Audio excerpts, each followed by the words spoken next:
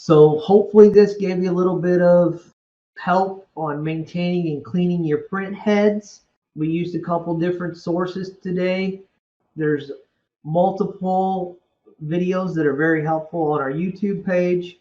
We used the MiTekUS.com website for our parts guide and equipment manuals to prepare this slideshow, and that is all available to you guys out there.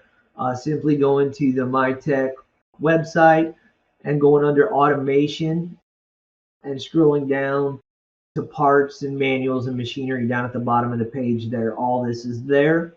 And if you have any further questions, you can always reach out to the Automation Support Help Desk, 1-800-523-3380. That number should be on every piece of MiTek equipment out there before it leaves our facility. So if you have any questions, just reach out to us.